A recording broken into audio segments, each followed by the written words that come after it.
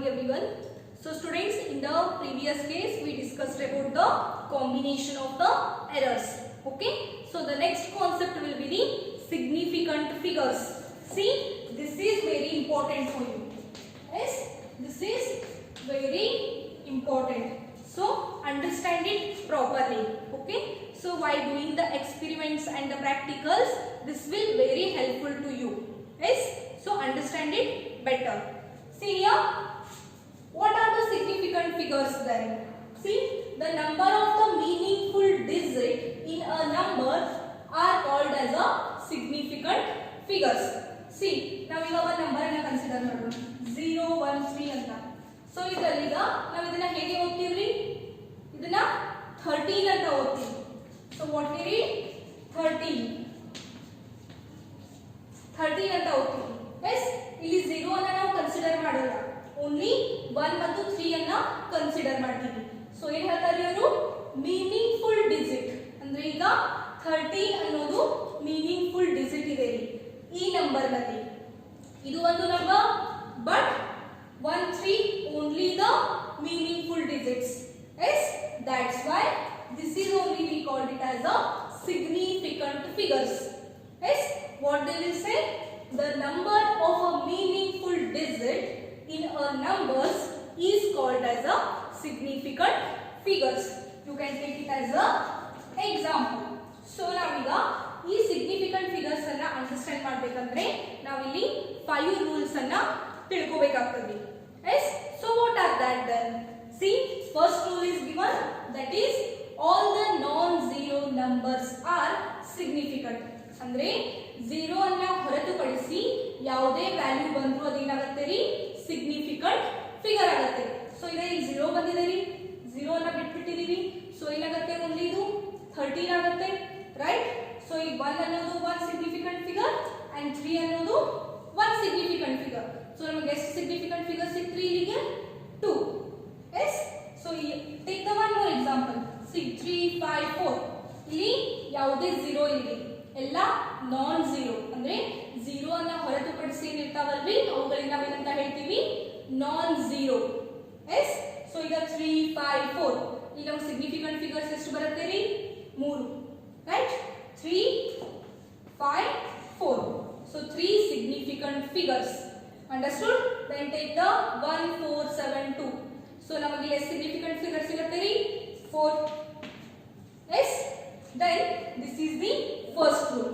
Then second one is the zeros between the non-zero numbers are significant. ಅಂದ್ರೆ non-zero number ಗಳ middle ನಮಗೆಲ್ಲಾದ್ರೂ 0 ಬಂತು ಅಂದ್ರೆ ಅದು ಏನಾಗುತ್ತೆ ರೀ? ಸಿಗ್ನಿಫಿಕೆಂಟ್ ಫಿಗರ್ ಆಗುತ್ತೆ. ಸಿ, non-zero number ಅಂದ್ರೆ ಏನ್ರಿ? 1, 2, 3, 4 up to so these are the non-zero numbers. 0 ಅಂದ್ರೆ ನಾವೀಗ ಇವುಗಳನ್ನ ಮಿಡಲ್ ತಗೊಂಡಾಗ ಆಗ ಕೂಡ ಏನಾಗುತ್ತೆ ರೀ? ಅದು ಸಿಗ್ನಿಫಿಕೆಂಟ್ ಆಗುತ್ತೆ. Just take the example. C, 0 ಈಗ 1 ಮತ್ತು 5 ಮಿಡಲ್ ಇದೆ ರೀ. ಸಿ, 1 ಅನ್ನೋದು ನಾನ್ ಝೀರೋ ನಂಬರ್, 5 ಅನ್ನೋದು ನಾನ್ ಝೀರೋ ನಂಬರ್. ಸೊ ಈಗ 0 ಈ ನಾನ್ ಝೀರೋಗಳ ಮಿಡಲ್ ಇದೆ. ಸೊ ಆಗ ಇದೇನಾಗುತ್ತೆ ರೀ? ಸಿಗ್ನಿಫಿಕೆಂಟ್.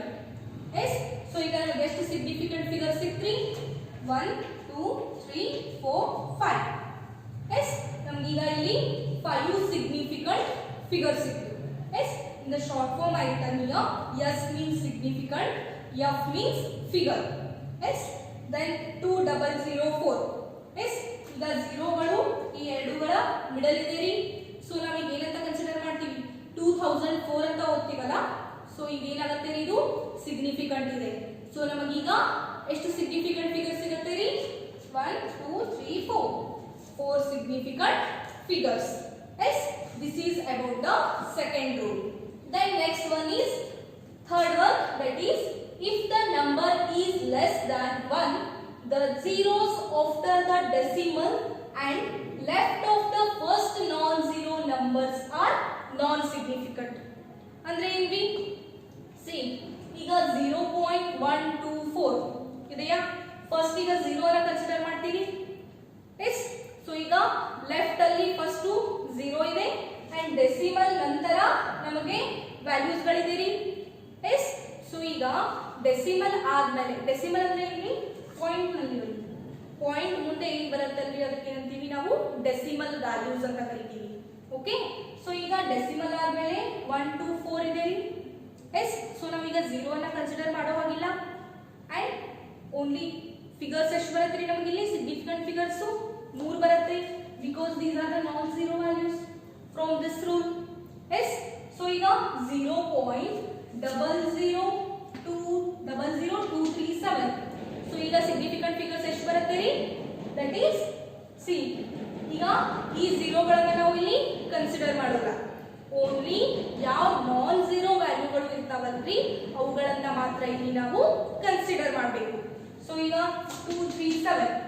ಎಸ್, ಈ ಝೀರೋಗಳನ್ನ ನಾವು ಕನ್ಸಿಡರ್ ಮಾಡೋಲ್ಲ, ಓನ್ಲಿ 237 ಅನ್ನ ಕನ್ಸಿಡರ್ ಮಾಡ್ತೀವಿ. ಸೊ ಸಿಗ್ನಿಫಿಕೆಂಟ್ ಫಿಗರ್ಸ್ ಎಷ್ಟಾಗುತ್ತೆ ರೀ? 3 significant figures. Correct. So take the one more example, 0.000053. So what is the answer? 2 significant figures. ಅಂದ್ರೆ ಡೆಸಿಮಲ್ ಮುಂದೆ ಯಾವುದೇ ಝೀರೋಗಳು ಬಂದ್ರೆ ಅವುಗಳು ಏನಾಗುತ್ತೆ ರೀ? ನಾನ್ ಸಿಗ್ನಿಫಿಕೆಂಟ್ ಆಗತ್ತೆ. ಓನ್ಲಿ ಯಾವ ವ್ಯಾಲ್ಯೂಗಳು ನಾನ್ ಝೀರೋ ಇರುತ್ತಲ್ರಿ ಅವುಗಳು ಮಾತ್ರ ಇಲ್ಲಿ ಸಿಗ್ನಿಫಿಕೆಂಟ್ ಫಿಗರ್ಸ್ ಗಳಾಗತ್ತೆ. Understood? This is about the third rule. Then fourth one is there, that is the zeros at the end without the decimal point are not significant. ಅಂದ್ರೆ ಏನ್ರಿ? C, ಝೀರೋಗಳು ಲಾಸ್ಟಿಗೆ end ಆಗತ್ತೆ ಮತ್ತಲ್ಲಿ decimal point ಇರಲಿಲ್ಲ ಅಂದ್ರೆ ಅದು ನಾನ್ significant ಆಗತ್ತೆ. Right? So ಈಗ 45,000 ಅಂತ ಕನ್ಸಿಡರ್ ಮಾಡಿದೀವಿ. ಈಗ ಝೀರೋಗಳು ಕೊನೆಗಿದೆ ರೀ, ಲಾಸ್ಟ್ ಇದೆ. ಸೊ ಇವುಗಳನ್ನ ನಾವೀಗ ಸಿಗ್ನಿಫಿಕೆಂಟ್ ಫಿಗರ್ ಅಂತ ಕನ್ಸಿಡರ್ ಮಾಡೋ ಹಾಗಿಲ್ಲ ರೀ. ಓನ್ಲಿ 4 ಮತ್ತು 5 ಗಳನ್ನ ಮಾತ್ರ ಇಲ್ಲಿ ನಾವು ಸಿಗ್ನಿಫಿಕೆಂಟ್ ಫಿಗರ್ ಅಂತ ಕನ್ಸಿಡರ್ ಮಾಡ್ತೀವಿ. ಅಂಡರ್ಸ್ಟುಡ್? ಸೊ ಇಲ್ಲಿ ಎಷ್ಟು ಬರುತ್ತೆ significant figures? 2 significant figures. Then this one you take, that is 10,000. ಎಸ್, 10,000 ಸೆಂಟಿಮೀಟರ್. ಸೊ ಈಗ ಎಷ್ಟು ಬರುತ್ತೆ ಸಿಗ್ನಿಫಿಕೆಂಟ್ ಫಿಗರ್ಸ್? ನಮಗೆ ಗೊತ್ತಿದೆ ರೂಲ್ಸ್ ಪ್ರಕಾರ ಯಾವುದೇ ಝೀರೋಗಳು ಕೊನೆಗೆ ಎಂಡ್ ಆಗಿದ್ರೆ ಅವುಗಳನ್ನ ನಾವು ಸಿಗ್ನಿಫಿಕೆಂಟ್ ಫಿಗರ್ ಅಂತ ಕನ್ಸಿಡರ್ ಮಾಡೋಲ್ಲ. So only non zero figure ಅನ್ನ ಕನ್ಸಿಡರ್ ಮಾಡ್ಬೇಕು ಈಗ. ಸೊ ನಾನ್ ಝೀರೋ ಯಾವ್ದಿದೆ ರೀ? 1 ಇದೆ. 1 ಅನ್ನೋದೇನ್ರಿ? ಝೀರೋ ಅನ್ನ ಹೊರತುಪಡಿಸಿದ್ರಿ. ಎಸ್, ಝೀರೋಸ್ ಅಂದ್ರೆ ಝೀರೋಗಳನ್ನ ಕನ್ಸಿಡರ್ ಮಾಡ್ತೀವಿ. ನಾನ್ ಝೀರೋ ಅಂದ್ರೆ 1 2 3 4 like this we will consider. So ಈಗ ಓನ್ಲಿ 1 ಇದೆ ರೀ, ಅದಕ್ಕೆ ಏನಾಗುತ್ತೆ? 1 ಸಿಗ್ನಿಫಿಕೆಂಟ್ ಫಿಗರ್ ಆಗುತ್ತೆ. Understood? This is about the fourth rule. Then last one is the zeros at the end of a number with decimal point are significant. See, ಇಲ್ಲಿ without decimal point. ಇಲ್ಲಿ without ಅಂದ್ರೆ ಏನ್ರಿ? Decimal point ಇಲ್ಲ ರೀ. ಇಲ್ಲಿ decimal point ಇದ್ರೆ ಝೀರೋಗಳನ್ನ ನಾವು ಇಲ್ಲಿ ಕನ್ಸಿಡರ್ ಮಾಡಬೇಕು. ಸಿ, ಇಲ್ಲಿ ಡೆಸಿಮಲ್ ಪಾಯಿಂಟ್ ಇಲ್ಲ ರೀ, ಅದಕ್ಕಾಗಿ ನಾವು ಝೀರೋಗಳನ್ನ ಕನ್ಸಿಡರ್ ಮಾಡೋಲ್ಲ 4th ರೂಲ್ ನಲ್ಲಿ. ಬಟ್ 5th ರೂಲ್ ನಲ್ಲಿ ಇಫ್ ಝೀರೋಗಳು ಕೊನೆಗೆ ಇದ್ದು ಮತ್ತು ಡೆಸಿಮಲ್ ಪಾಯಿಂಟ್ ಇದ್ರೆ ಆಗ ನಾವು ಅದನ್ನ ಸಿಗ್ನಿಫಿಕೆಂಟ್ ಫಿಗರ್ ಅಂತ ಕನ್ಸಿಡರ್ ಮಾಡಬೇಕು. ಅಂಡರ್ಸ್ಟುಡ್? ಸೊ ಈಗ ಜಸ್ಟ್ ಈಗ ಎಕ್ಸಾಂಪಲ್ 100 ಇದೆ ರೀ. ಸೊ ಝೀರೋದಿಂದ ಎಂಡ್ ಆಗಿದೆ ಮತ್ತು ಡೆಸಿಮಲ್ ಪಾಯಿಂಟ್ ಇದೆ 0.5. ಸೊ ಈಗ ನಮ್ದು ಸಿಗ್ನಿಫಿಕೆಂಟ್ ಫಿಗರ್ಸ್ ಎಷ್ಟಾಗುತ್ತೆ ರೀ? 1 2 3 and 4. Understood? 4 significant figures. Then 20.14195. So ಈಗ ಎಷ್ಟಾಗುತ್ತೆ ರೀ ಸಿಗ್ನಿಫಿಕೆಂಟ್ ಫಿಗರ್ಸ್? 5 ಆಗುತ್ತೆ. ಅಂಡರ್ಸ್ಟುಡ್? ಇಲ್ಲಿಯೂ ಝೀರೋದಿಂದ ಎಂಡ್ ಆಗಿದೆ ಬಟ್ ಡೆಸಿಮಲ್ ಪಾಯಿಂಟ್ ಪ್ರೆಸೆಂಟ್ ಇದೆ ರೀ, ಅದಕ್ಕಾಗಿ ನಾವಿಲ್ಲಿ ಝೀರೋ ಅನ್ನ ಸಿಗ್ನಿಫಿಕೆಂಟ್ ಫಿಗರ್ ಅಂತ ಕನ್ಸಿಡರ್ ಮಾಡ್ತೀವಿ. So these are the significant figures rules. Yes, so understand it better. I will give the some more examples, you will solve that one. Okay, so students, now rules of the significant figures anna discuss madidvi. So take it as a some examples now. So what are the see, take it as a homework for you.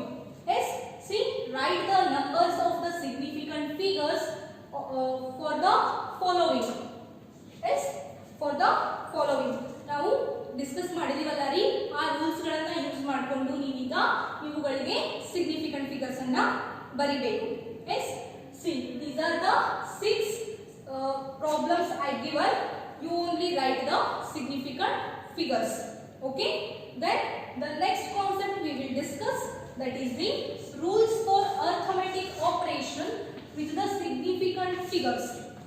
Yes, ಈಗ ನಾವು arithmetic operation ಗಳಿಗೆ significant figures ಗಳನ್ನ ಹೇಗೆ ಬರಿಬೇಕು ಅನ್ನೋದನ್ನ study ಮಾಡ್ತೀವಿ.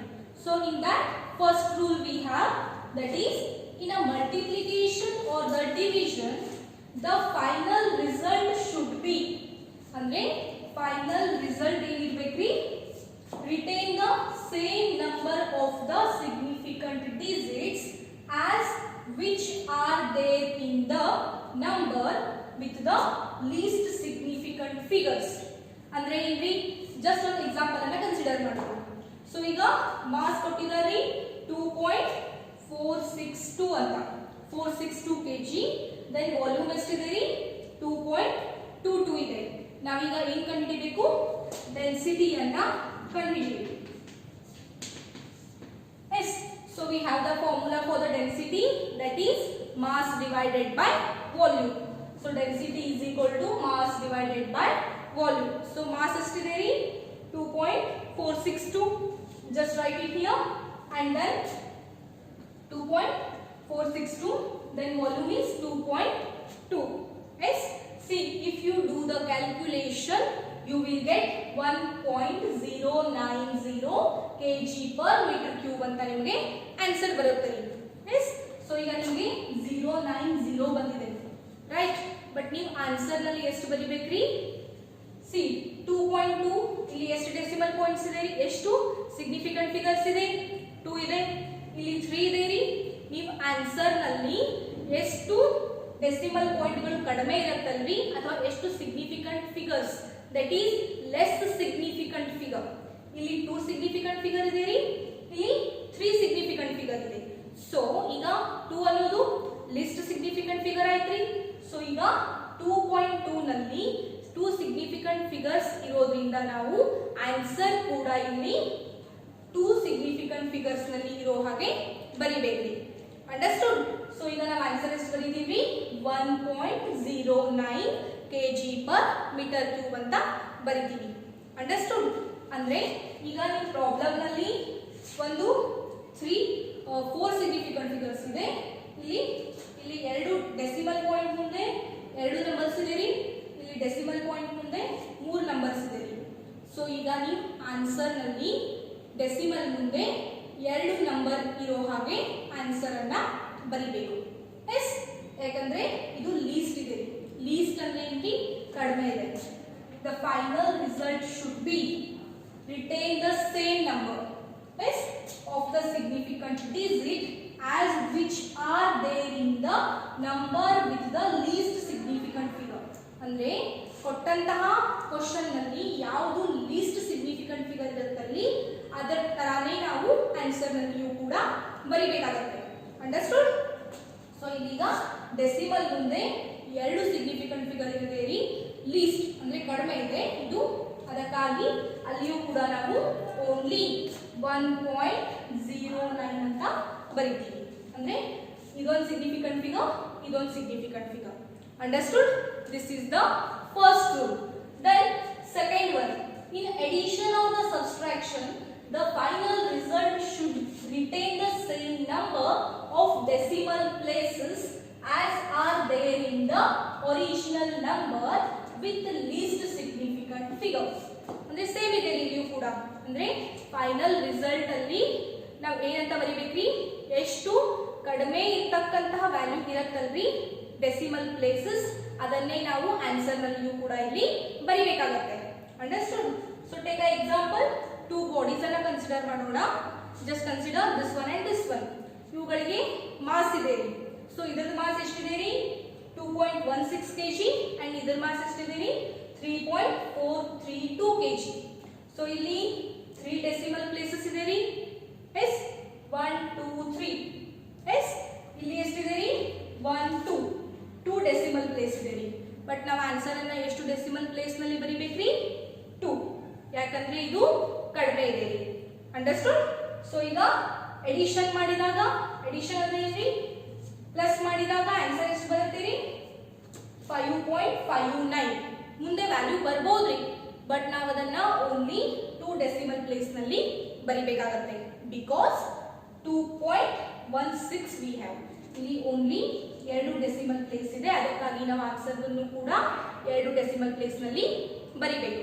Similarly subtract ಮಾಡಿದಾಗ ಕೂಡ 2 ಡೆಸಿಮಲ್ ಪ್ಲೇಸ್ ನಲ್ಲಿ ಬರಿತೀವಿ. ಹಿಯರ್ ಆಲ್ಸೋ ಇಲ್ಲಿ 2 ಡೆಸಿಮಲ್ ಪ್ಲೇಸ್ ಇದೆ, ಆನ್ಸರ್ ನಲ್ಲಿಯೂ ಕೂಡ 2 ಡೆಸಿಮಲ್ ಪ್ಲೇಸ್ ನಲ್ಲಿ ಬರ್ದಿದ್ದೀವಿ. Understood? This is about the rules for the arithmetic operation with the significant figures. The next concept will be the rounding of the insignificant figures. Yes, here also we will get the 2 rules. First one is the if the dropping digit is greater than 5, the preceding digit is raised by 1. If the dropping digit is less than 5, then the preceding digit is the unchanged. ಅಂದ್ರೆ ಏನ್ರಿ, ಈಗ ಒಂದು example ಅನ್ನು consider ಮಾಡೋಣ. That is 4.787. S, ಈಗ ಈ last digit 5 ಗಿಂತ ಜಾಸ್ತಿ ಇದೆ ರೀ. Understood? That's why I will write here 4.7 same. ಈಗ 7 ಇದ್ದಿದ್ದು 5 ಗಿಂತ ಜಾಸ್ತಿ ಇದೆ ರೀ, ಅದಕ್ಕೆ ಅದರ ಹಿಂದಿನ ವ್ಯಾಲ್ಯೂ ಅನ್ನು ನಾವು 1 ಜಾಸ್ತಿ ಮಾಡ್ತೀವಿ. Here they said no raised by 1. Yes, 5 ಗಿಂತ ಜಾಸ್ತಿ ಇದ್ದಾಗ ಗ್ರೇಟರ್ ದ್ಯಾನ್ 5 ಇದ್ರೆ ಅದರ ಹಿಂದಿನ ವ್ಯಾಲ್ಯೂ ಅನ್ನು ನಾವು 1 ಜಾಸ್ತಿ ಮಾಡ್ತೀವಿ. That is 4.79. Understood? Then if 3.874. Yes, ಈಗ 4 ಇದು 5 ಗಿಂತ ಕಡಿಮೆ ಇದೆ ರೀ, ದಟ್ ಈಸ್ ಲೆಸ್ ದ್ಯಾನ್ 5 ಇದೆ ರೀ, ಅದಕ್ಕೀಗ ಹಿಂದಿನ ವ್ಯಾಲ್ಯೂ ಜಸ್ಟ್ ಇದನ್ನ ನಾವು ಏನಂತ ಬರೀತೀವಿ, 3.87 ಅಂತ ಬರೀತೀವಿ. ಅಂಡರ್ಸ್ಟುಡ್? ಲಾಸ್ಟ್ ಡಿಜಿಟ್ 5 ಗಿಂತ ಜಾಸ್ತಿ ಇದ್ರೆ ಹಿಂದಿನ ವ್ಯಾಲ್ಯೂ ಅನ್ನ 8 ಇದ್ದಿದ್ದನ್ನ 9 ಮಾಡಿ ಜಸ್ಟ್ 4.79 ಅಂತ ಬರೀತೀವಿ. ಇಫ್ 5 ಗಿಂತ ವ್ಯಾಲ್ಯೂ ಕಡಿಮೆ ಇದ್ರೆ ಅದನ್ನ ಬಿಟ್ಟು ಓನ್ಲಿ 3.87 ಅಂತ ಬರೀತೀವಿ. Understood? This is the first rule. Then in the second one, if the dropping digit is equal to 5, then the preceding digit is raised by 1 if it is odd. See, last value, take an example here. E value nalli 5 last ide ri. Yes, idu 5 ninda 5 is the last number here. So ಈಗ ಏನು ಮಾಡಬೇಕ್ರಿ, raised by 1. ಯಾವಾಗ್ರಿ ಅದರ ಹಿಂದಿನ ಸಂಖ್ಯೆ add ಇದ್ರೆ ಅಂದ್ರೆ ಬೆಸ ಸಂಖ್ಯೆ ಇದ್ರೆ ನಾವ್ ಏನ್ ಮಾಡ್ತೀವಿ, ಅವಾಗ ಅದನ್ನ ಒಂದು ವ್ಯಾಲ್ಯೂ ಜಾಸ್ತಿ ಮಾಡ್ತೀವಿ. ಎಸ್, ಈಗ ಹಿಂದಿನ ಏನಿದೆ ಆಡ್ ಇದೆ, ಇಲ್ಲ ಈವಲ್ ಇದೆ, ಸೊ ಅದಕ್ಕೆ ಏನ್ ಮಾಡ್ತೀವಿ, ಜಸ್ಟ್ 3.26 ಅಂತ ಬರೀತೀವಿ. ಅಂಡರ್ಸ್ಟುಡ್? ಇಲ್ಲಿ ನೋಡಿ 7.335 ಇದೆ, ಸೊ 5 ಇಂದ ಎಂಡ್ ಆಗಿದೆ, ಹಿಂದಿನ ಸಂಖ್ಯೆ 3 ಇದೆ, 3 is a odd number. Understood? So ಈಗ ಏನ್ ಮಾಡ್ತೀವಿ, 5 ಇಂದ ಎಂಡ್ ಆಗಿದೆ ಮತ್ತು 3 is a odd number, ಅದಕ್ಕಾಗಿ ನಾವು ಇಲ್ಲಿ ಒಂದು ರೈಸ್ ಮಾಡಿ ಅದನ್ನ ಏನ್ ಮಾಡ್ತೀವಿ, 7.34 ಮಾಡ್ತೀವಿ. Understood? Then if the preceding digit is even, then the keep as it is. Yes, so ಈಗ ಕೊನೆದು 5 ಇದೆ, ಹಿಂದಿದ್ದು ಆಡ್ ಇದ್ದಾಗ ಅದನ್ನ ಒಂದು ಜಾಸ್ತಿ ಮಾಡಿ 7.34 ಮಾಡಿದ್ವಿ. ಅಂಡರ್ಸ್ಟುಡ್? ಈಗ 5 ದಿಂದ ಎಂಡ್ ಆಗಿದೆ, ಹಿಂದಿನ ಸಂಖ್ಯೆ ಸಮ ಸಂಖ್ಯೆ ಇದೆ, that is even number. Understood? So ಅದನ್ನ ಏನ್ ಮಾಡ್ತೀವಿ, 3.26 ಮಾಡ್ತೀವಿ. ಸೊ 5ಅನ್ನ ಜಸ್ಟ್ ಬಿಟ್ಬಿಡ್ತೀವಿ, ಓನ್ಲಿ 3.26 ಬರೀತೀವಿ. Understood? These are the 2 rules. For this also you can make the homework. Take it as a 5 problems. Just you write it in your book. The answers I will check whenever you will come to the college. Okay? Thank you everyone.